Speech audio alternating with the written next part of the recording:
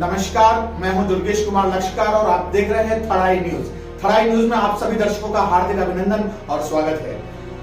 जैसा कि आपको विदित है कि आज आचार संहिता लग चुकी है और देश भर के राज्यों सहित राजस्थान में भी आचार संहिता का शुभारंभ हो चुका है, जिसे लेकर विधानसभा क्षेत्र में हर व्यक्ति, हर दावेदार अपनी दावेदारी निभा रहा है। इसी को लेकर आज हमारे बीच में एक शख्सियत है, डॉक्टर प्रहलाद शर्मा। आइए जानते हैं कि किस प्रकार से ये चुनाव में अपना भाग्य आजमाने वाले हैं। नमस्कार प्रहलाद जी। नमस्कार, स्वागत है आपका हमारे टीवी चैनल में। धन्यवाद। जी प्रहलाद जी, मैं जानना चाहूंगा कि आप शिक्षा के क्षेत्र से राजनीति के क्षेत्र में कैसे पदार्पण कर रहे हैं? मैं विभिन्न परिप्रेक्ष्य में देखता हूँ माननीय अटल जी के समय से, जब हम विद्यार्थी छोटे थे जी, और माननीय कलाम साहब को हम देखते हैं, और इस प्रकार के विभिन्न बड़े बड़े राष्ट्रीय स्तर के, केंद्रीय स्तर के राजनेताओं को, नीतिकारों को देखते हैं जी, तो इच्छा होती है कि क्यों नहीं एक वकील, एक डॉक्टर, तो क्यों नहीं एक शिक्षक अगर राजनीति में आकर के, क्योंकि मिथ्या धारणाएं चलती हैं कि राजनीति गंदी है, लेकिन अगर उसको तोड़ करके, अगर हम शिक्षकत्व के गुण को अगर राजनीति में डाल करके अगर अच्छा कार्य किया जाए, तो मैं सोचता हूँ कि एक नव भारत का निर्माण किया जा सकता है जी। प्रहलाद जी, सबसे पहले मैं आपसे एक बार थोड़ा छूट गया था, पूछना चाहूंगा कि आपका वर्तमान परिचय क्या है? मैं मुख्य रूप से 98 यानी लगभग 25 वर्षों से शिक्षण कार्य और विभिन्न सामाजिक संगठनों से, विद्यार्थी संगठनों से और विप्र फाउंडेशन कहिए या आरएसएस संघ कहिए, विभिन्न सामाजिक संगठनों से कार्य करता हुआ और बहुत करीबी से, बहुत जमीनी स्तर से किसान पुत्र होने के नाते गरीबी और मजदूरी देखी हुई है, हाथों से की हुई है, उसके ऊपर से उठते हुए आता हूँ, तो मैं देखता हूँ कि यह एक संघर्ष भरे जीवन की कहानी, और यहाँ तक शिक्षण कार्य करवाने के बाद जब मैं वर्तमान परिप्रेक्ष्य की राजनीति को देखता हूँ, तो मुझे इस टाइप से लगता है कि मुझे अपना कार्य राजनीति में भी करना चाहिए, शिक्षक धर्म के निर्वहन के साथ साथ जी।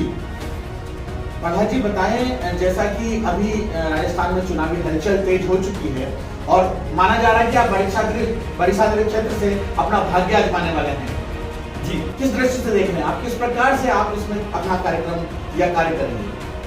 मैं जहाँ मेरा जन्म स्थान है डुंगला के पास कटेरा गांव से, तो मैं विद्यार्थी जीवन से, मजदूरी से लेके, कृषि के कार्यों से लेके, पैदल स्कूल जाना, मूलभूत सुविधाएं नहीं होना, उस समय से लेकर के आज 2023 का युवा और किसान जो पीड़ित हैं, वो संकोच करता है कि मैं एक निर्वाचित राजनेता से कैसे मिलूं, एक ब्यूरोक्रेट से कैसे मिलूं।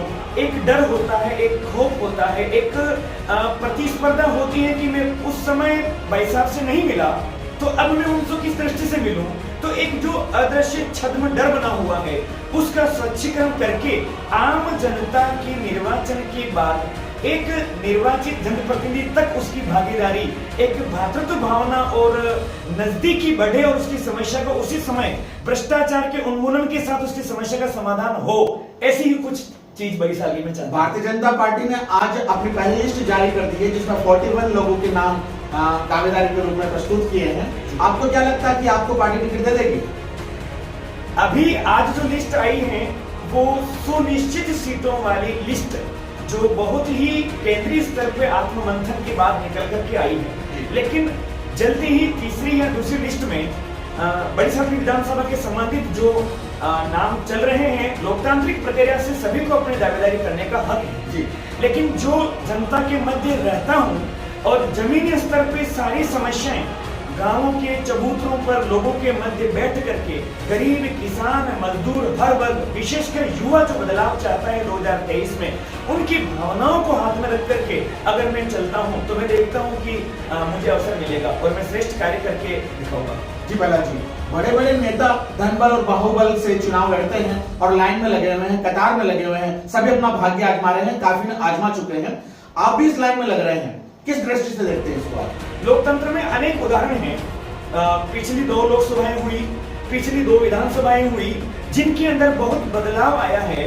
माननीय मोदी जी जब आए हैं, तब से ऐसे लोगों को पद्म पुरस्कार से लेकर के लोकतांत्रिक प्रक्रिया के अंदर संसदीय लोकसभा के चुनाव, राज्यसभा के और विधानसभा के जिला परिषद के विभिन्न चुनावों में उस व्यक्तियों को भी स्थान मिला है जो बिल्कुल नीतिगत और लोकतांत्रिक और गरीबों के हित में कार्य करने के लिए सदैव आगे आता है, उसको मोदी जी उठा के ले आते हैं। और ऐसा हम वैश्विक लेवल पे भी उनकी छवि देखते हुए राष्ट्रीय और जिला स्तर पे हम देख रहे हैं कि मोदी जी इस व्यक्ति को ढूंढ रहे हैं। तो निस्संदेह अपने प्रयास भी कामयाब होंगे। ऐसी ही भावनाओं के साथ कार्य में संलग्न हो, जोश ऊर्जा के साथ।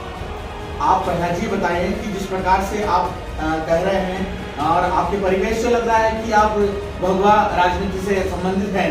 भगवा राजनीति जो आप किस दृष्टि से, किस परिप्रेक्ष्य में भगवा राजनीति को राजस्थान में देखना चाह रहे हैं?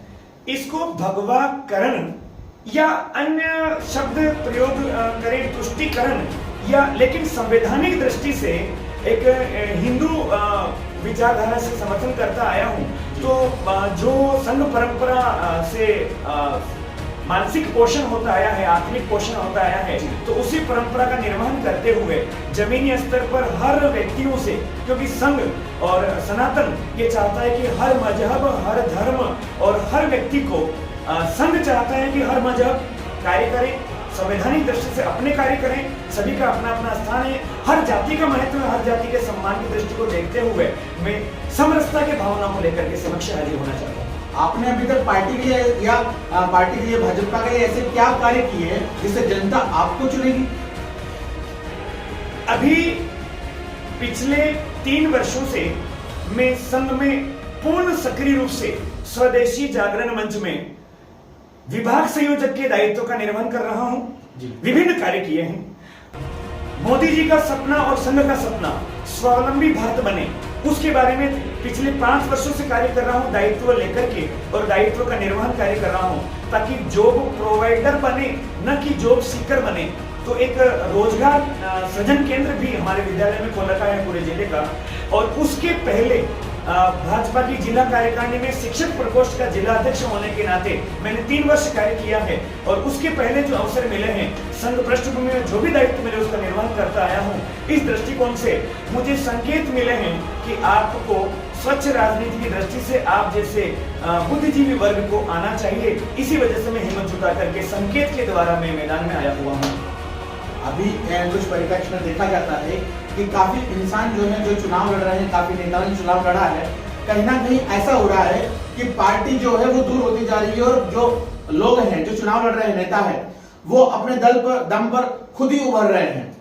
इसको किस दृष्टि से देख रहे हैं? कहीं ना कहीं पार्टी जो है, पार्टी उनके नाम से नहीं, ऐसा लग रहा है जैसे उनके नाम से पार्टी चल रही है। यह एक कुछ लोगों की मिथ्या धारणाएं हैं जिसको अपन अति विश्वास, ओवर कॉन्फिडेंस कह सकते हैं।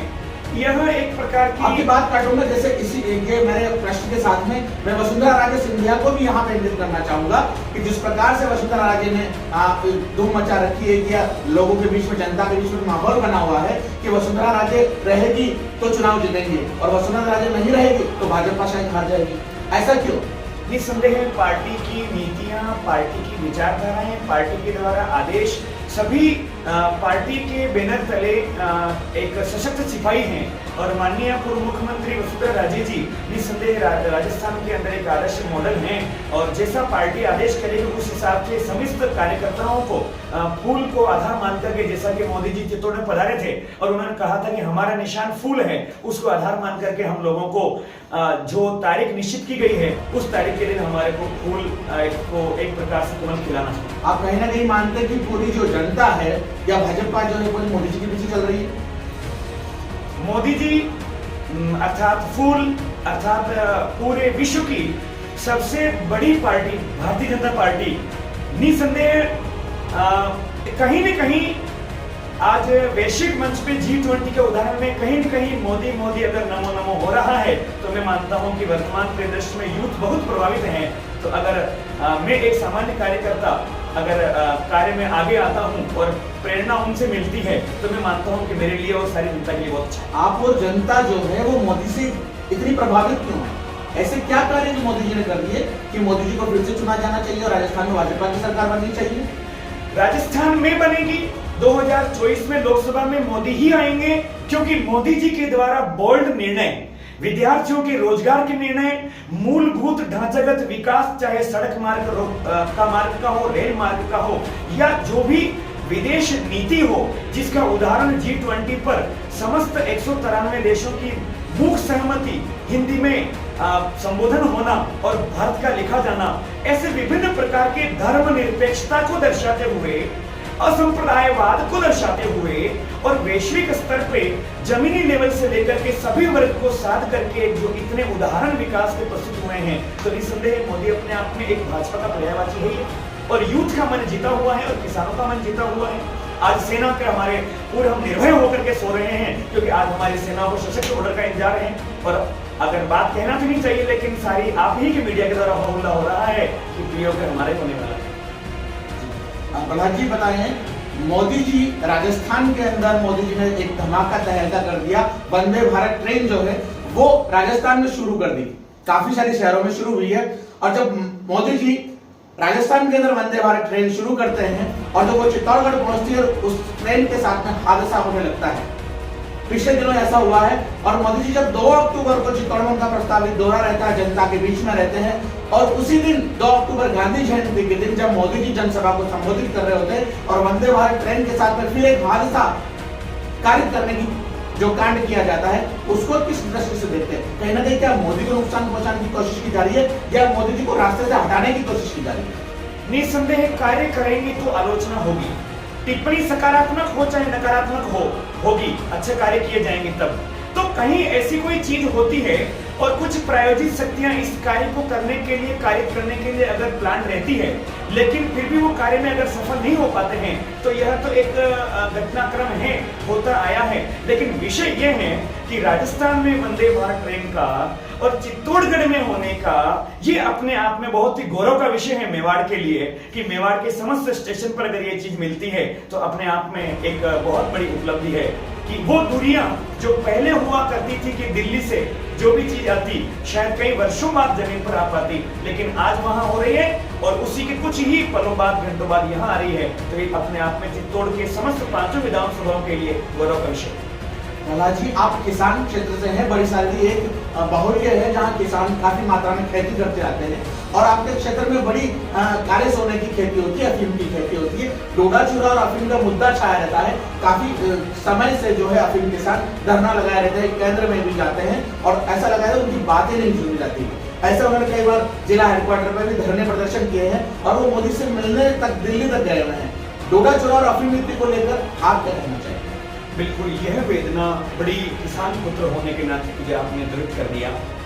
इसमें वो मुझे दुख के दिन याद आते हैं कि जब खेत में कार्य करना और पढ़ाई को करना और परिवार की देख रेख और माँ पिताजी के साथ तारतम्य करना और अफीम के लाइसेंस और सामान्य फसल, ओलावृष्टि, विभिन्न आपदाएं प्राकृतिक आने पर वो किसान की पीड़ा किसान ही जानता है। उस दृष्टि में जो ये अफीम का जो चल रहा है उसमें सीपीएस पद्धति का होना, बिना ट्रेनिंग के मार्फिन का निकलवाना और जो तौल और उसके भाव का निर्धारण होना और उपयुक्त दाम का नहीं मिलना और बिना ट्रेनिंग किए उत्पादन नहीं देना पर पट्टे के कट जाना, ये एक किसान के लिए बहुत बड़ी पीड़ा का विषय है। इसमें तो निसंदेह समस्त सरकारों को मिलकर के किसानों की सहायता करनी चाहिए। काफी सारे नेता जो विगत नेता हैं वो स्थानीय मुद्दों पर, सड़क, पानी, बिजली के मुद्दों पर चुनाव लड़ते आ रहे हैं।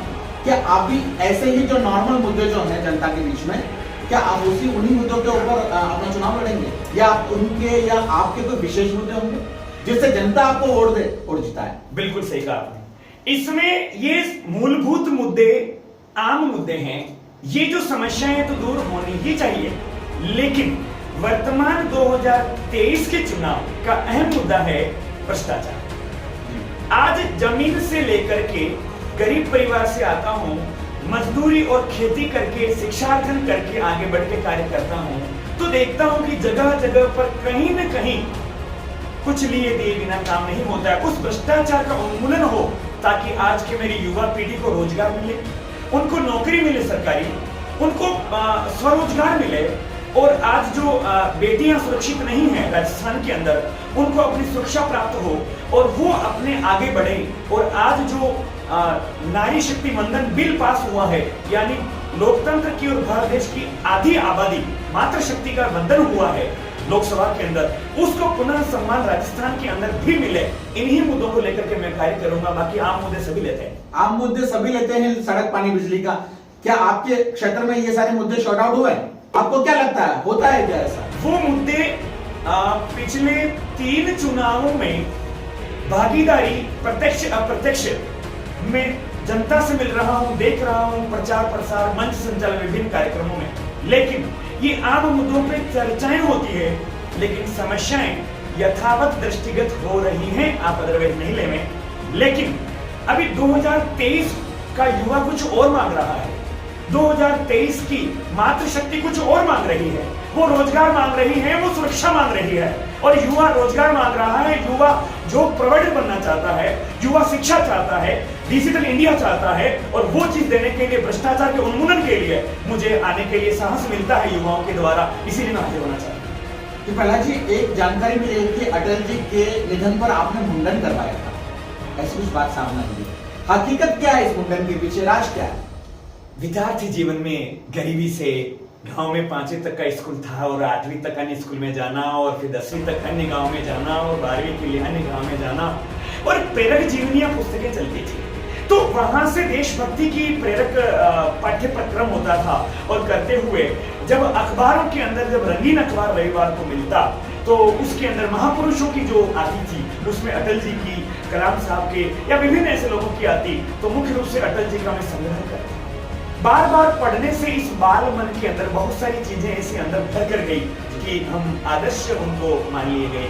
और जब उनका आज उन्होंने, चाहे इमरजेंसी का काल हो, चाहे प्रारंभिक उनकी सरकार गिरती है और 2 ही लोकसभा सदस्य हो, ऐसे विभिन्न प्रकार से अगर उन्होंने एक कवित्व उभरता है या भारत रत्न उभरता है और एक अटल के रूप में अटल होता है, तो उसी धारणा, उसी प्रेरणा को लेकर के एक मन में ऊर्जा उत्पन्न होती है कि अगर हमारे राष्ट्र पिता शब्द कहूं या राष्ट्र के महापुरुष कहूं या राष्ट्र के महान नेता कहूं या महान कवि कहूं या मनीषी कहूं, जो उपाधियां दे उसमें पूर्ण रूप से खड़े उतरते हैं और अजात शत्रु है। उनके विरोधी पार्टी वाले भी शत्रु नहीं है, क्योंकि जब कांग्रेस की सरकार थी तो यूएनओ में हिंदी में भाषण देने के लिए वो अपना प्रतिनिधि अगर अटल जी को भेजते हैं तो वहां पर वो अजात शत्रु घोषित होते हैं। ऐसे महान अटल जी का जब निधन होता है, हृदय बदल होता है। और 16 अगस्त को जब निधन होता है तो राजस्थान की अस्थि कलश सभी जिलों में होकर के त्रिवेणी संगम डूंगरपुर बांसवाड़ा संधि स्थल पर बेनेश्वर धाम के वहां अस्थि कलश विसर्जन होता है। तो हार्दिक इच्छा होती है वहां पर माननीय पूर्व गृह मंत्री और वर्तमान आसाम के राज्यपाल गुलाब चंद कटारिया साहब, कनकमल जी कटारा साहब और 4 सांसद और 10 से 12 एमएलए और 10,000 की पब्लिक के मध्य में मैंने एक देश के कर्णधार और आधुनिक भारत के निर्माता के रूप में अगर बात कहूं जाए तो मैंने केश मुंडन करा करके मैंने मेरी श्रद्धांजलि उनको वहां अर्पित की थी। और गांव में मैंने बैठक रखी 12 दिन तक। और जब शोक निवारण सभाएं हुई तो लगभग 5,000 लोगों के आसपास समस्त जनप्रतिनिधि, समस्त पार्टियों के, समस्त धर्मजगों के और समस्त संगठनों के और जातिवाद कुछ भी नहीं, और लोगों का एक शांति भोज का आयोजन और जाजम बैठ के जो अपने मेवाड़ परंपरा में पगड़ी दस्तूर करके उनके करते हैं वो कार्य करके, तो उससे मुझे एक अच्छा लगता है, एक आत्मसंतुष्टि। इसी के तहत ये कार्य जैसे लोग बाग हमारे सर्कल के अंदर जैसे पिता के निधन होने को करते वैसे कार्यक्रम आपने आयोजित किया।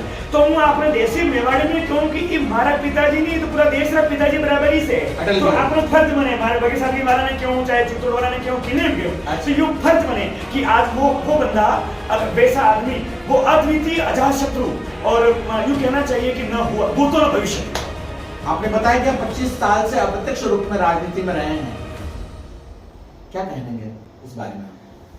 विद्यार्थी जीवन ओजस्वी, तेजस्वी और जो अवसर मिला संघ परंपरा के द्वारा विभिन्न आश्रम में रहकर के मेरी पढ़ाई लिखाई हुई और विभिन्न संगठन और विभिन्न बुद्धिजीवियों से मिलना जुलना हुआ, तो उस दौरान से मानसिक पोषण और आत्मिक पोषण के द्वारा इन 20 से 25 वर्षों तक कहीं न कहीं अप्रत्यक्ष प्रत्यक्ष संगठनों के साथ जुड़ करके कार्य करते हुए मैं मानता हूं कि आज विधानसभा में ही नहीं, आज विधानसभा के समस्त जनप्रतिनिधि ग्रामीण स्तर, एक जमीनी स्तर से लाड प्यार स्नेह अपार मिल रहा, समूचे जिले में मिल रहा, तो मैं हिम्मत जुटा पाता हूं कि मुझे कहीं न कहीं शिक्षा के साथ साथ अगर मुझे सेवा करने का अवसर मिलता है संवैधानिक प्रक्रिया के तहत तो मुझे कार्य करना चाहिए। कई नेता बनने के बाद में, अधिकारी बनने के बाद में नेताजी जो है वो अपने ऑफिस में या अपने घर पे चले जाते हैं, जनता के बीच जाने का मौका नहीं मिलता, और मौका मिलता भी है तो इतने वो जनता के बीच नहीं रहते हैं। ये एक मुद्दा छाया रहता है, हमने काफी जगह देखा भी है। आप इसको किस नजरिए से देखेंगे? आपके मंच से उसको रिकॉर्डिंग को यथावत रखें और दर्शकों को अवगत होना चाहिए कि यह प्रहलाद शर्मा किसान पुत्र है और किसान के साथ बैठ करके सदैव बात करेगा और किसान की सारी समस्या को उसी समय समाधान करके देगा। और अगर ऐसा नहीं होता है तो मैं इस्तीफा दे दूंगा। निर्वाचन हो या नहीं हो, टिकट मिले या नहीं मिले, मुद्दा ये नहीं है। मुद्दा अनवरत एक किसान गरीब घर से उठा होने की वजह से उनका सेवा कार्य करना मेरा दायित्व है और रहेगा। कहीं ना कहीं आप ये कहना चाहेंगे 365 दिन आप जनता के बीच रहेंगे? बिल्कुल रहेंगे, क्योंकि सार्वजनिक जीवन में जब आए हैं तो अनेकों चीजें रहती है, तो सार्वजनिकता उज्जवल और स्वच्छ और स्वच्छंद होनी चाहिए। ये थे हमारे बीच में प्रहलाद जी शर्मा, चित्तौड़गढ़ से, जो बड़ी सालनी विधानसभा क्षेत्र से अपनी दावेदारी प्रस्तुत कर रहे हैं। ये आने वाले चुनावों में जनता के बीच 365 दिन रहेंगे, इनका कहना है। और अटल बिहारी वाजपेयी के नक्शे कदम पर चलते हुए ये सारा कार्य उसी परिप्रेक्ष्य में करेंगे और जनता के बीच, जनता के हितों के लिए काम करेंगे, और ऐसा काम करेंगे जो आज तक किसी ने नहीं किया है। इसी के साथ मैं दुर्गेश कुमार लश्कर, थराई न्यूज के साथ में प्रहलाद जी, धन्यवाद आपका, बहुत बहुत धन्यवाद, प्रणाम।